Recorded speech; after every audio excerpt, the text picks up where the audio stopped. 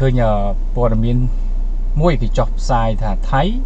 កំពុងរៀបចំឯកសារដើម្បីប្តឹងកម្ពុជាអំពីការរើសអើងមិនប្រើផលិតផលគេទៅឯរៀបទៅមិនមែនប្រទេសកម្ពុជាមិនយកផលិតផលឲ្យមកណាផលិតផលមួយចំនួនដែលនាំចូលមកមានបងពុនមកឲ្យជួនរដ្ឋត្រឹមត្រូវអាហ្នឹងយើងដូចជាមិនបានហាមទេ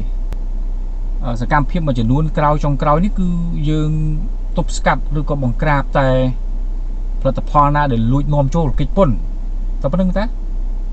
ដ្ឋាភិបាលបានរើសអើងទេអត់បានរើសអើងប្រទេសថៃទេអត់បានរើសអើងទៅលើទំនិញថៃទេប៉ុន្តែប្រជាពលរដ្ឋខ្មែរទេគឺជាអ្នកធ្វើពហិការមិនប្រើផលិតផលបោះចោលសៀមបាទអញ្ចឹងពិចារណាទៅវិញថាឯងទៅបង្ខំឲ្យគេប្រើរបស់ឬក៏ផលិតផលខ្លួនឯងយ៉ាងម៉េចបើគេមិនទាំងចង់ផងហ្នឹងគេមានលុយទិញគឺទិញរបស់អ្នកណាក៏បានជាងមិនទៅបង្ខំគេកើតតែបើថារដ្ឋាភិបាលប្រកាសថាមិនឲ្យនាំចូលអាណាដែលវាត្រឹមត្រូវហើយមិនឲ្យនាំចូលអានឹងមកវាខុសបាទឥឡូវអ្នករកស៊ីទៀតសោតប្រសិនបើនាំចូលមកហើយលក់វាមិនដាច់ឲ្យគេរោជាមួយទៀតទេចេះអីតែឯងលើហីអើចៅមិនដេចក៏ចេះតែឯងឲ្យឯងដឹងថានេះគឺជាកម្លាំងពហិការរបស់ប្រជាពលរដ្ឋខ្មែរតើ7 ដណ្ដប់លានទេវាមិនច្រើនទេប៉ុន្តែអាចធ្វើឲ្យតម្រៃនឹងអាចទុនភ្លុកអាចទុនប្រម៉ោយដែរអាចទុនជើងដែរតាហ្នឹងលទ្ធផលដែលឯងមើលងាយគេនោះថាគេសុទ្ធតែសុំទានកន្លះប្រទេសជាប្រទេសដែលក្រីក្រមើលប្រមាថមើលងាយគេឥឡូវមិនទៅមកចោតគេថាស្អីណារើសអើងអីទៀតហើយគេត្រូវប្តឹងឯងនោះថាឆ្លៀនពៀនថែមទៀតនោះបានមិនត្រូវ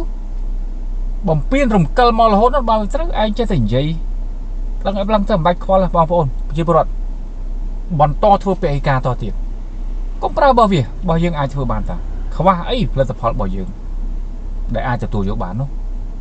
មានតែយើងក្រោកឈោខ្លួនឯងទេណាបានទៅរួចណាកុំរំពឹងណាទាំងអស់គឺពឹងលើគ្នាយើងទើបអាចទៅរួចប្រិមិត្តជឿខ្ញុំចាស់អញ្ចឹងបន្តរៀបឯកសារប្តឹងណាប្តឹងទៅយើងអត់ខ្វល់ទេរដ្ឋាភិបាលឲ្យមានកំហុសទេមិនបានហាមគ្រប់ទំនិញទេហាមដោយទំនិញដែលកិច្ចពន្ធតែប៉ុណ្ណោះ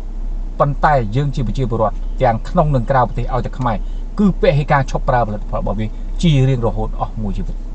តចំនួនត្រូវចាំបាទអរគុណ